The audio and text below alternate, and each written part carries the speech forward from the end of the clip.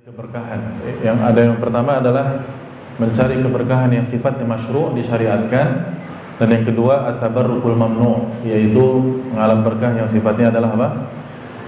Mamnu', terlarang. Yang masyru' adalah seperti at-tabarruk ya bi asma'illahi al-husna wa sifatihi al-ulya fi du'a, seperti bertabarruk dengan menyebut nama-nama Allah ya dan sifat-sifatnya dalam berdoa. Kemudian at-tabarruk bima syuri', ya bertabarruk dengan sesuatu yang memang disyariatkan, seperti at-tabarruk bil a'mali salihah, at-tabarruk bi qiraatil Qur'an, ya baca Qur'an dan seterusnya. Dan juga para ulama menjelaskan tabarruk dengan fisik dan jasad Nabi sallallahu alaihi wasallam, hidup ataupun sudah meninggal. Ketika beliau masih hidup, jelas dalilnya banyak, seperti apa? Para sahabat ya berwudu dengan bekas wudu Nabi sallallahu alaihi wasallam. Apalagi istri-istri Nabi sallallahu alaihi wasallam mengerik keringat Rasul sallallahu alaihi wasallam lalu dimasukkan ke dalam apa? Qarurah, dimasukkan ke dalam botol untuk dijadikan wangi-wangian beliau bersama Rasul sallallahu alaihi wasallam.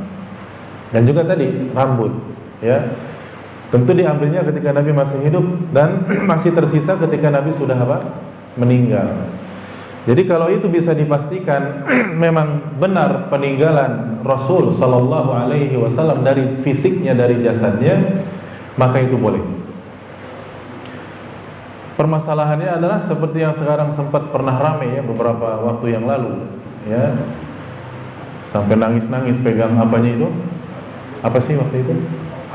Hah? Rambut juga ya? Nah, ulama mengingkari itu kenapa? Terutama Syekh Shalih Al-Fauzan. Pertama, kalau memang itu rambut Nabi SAW, tidak perlu seperti itu pengkultusannya, karena bisa syirik. Itu yang pertama. Yang kedua, betul tidak itu rambut Rasul Sallallahu Alaihi Wasallam? Jangan-jangan itu rambut siapa? Tidak tahu. Main cium-cium, pada nangis. Yang paling berkah sekarang bertabarruk adalah dengan ittiba', mengikuti siapa? Rasul sallallahu alaihi wasallam. Ittiba' ente mana? Ya, melaksanakan sunnah-sunnah beliau, salat malam, puasa sunnah. Itulah tabarruk yang asli, yang tetap tidak akan habis sampai hari kiamat. Jadi kalau pertanyaan antum apakah yakni dengan bekas peninggalan jasad Nabi SAW itu memang bisa dipastikan benar, maka jawabannya adalah boleh. Ya, boleh, tidak masalah.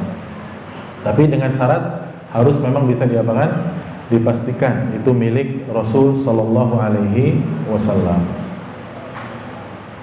Dan yang selain itu berarti tabarruk mamnu, yang terlarang ya, seperti musab-musab Ka'bah, musab-musab Maqam Ibrahim, apalagi musab-musab di Kanoman itu ya.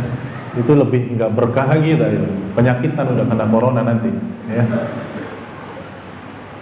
Ka'bah saja yang boleh diusap itu hanya dua sisi, dua sudut, yaitu sudut Hajar Aswad dan sudut Rukun Yamani. Sudah. Rukun Yamani pun enggak boleh dicium, hanya boleh diapakan? Diusap. Yang boleh dicium hanya sudut Hajar Aswad. Tidak ada benda lain yang diusap-usap dan dicium secara syar'i kecuali dua tempat itu saja, dua sudut Ka'bah. Ya, nah itu. Berarti selain itu ya mamnu, tidak boleh. Atau minum kopi bekas Bapak Kiai misalkan. Kalau minum susunya atau minum ya ini bekas anak antum minum, jangan, nanti antum bisa bahaya. Itu tidak masyru', tidak disyariatkan sama sekali. Ya. Apalagi minta apanya, tidak ada. Ya. Semuanya tidak boleh. Yang berlaku bekas-bekas itu hanya bekas milik Rasul sallallahu alaihi wasallam saja. Ya, jelas insyaallah. Baik.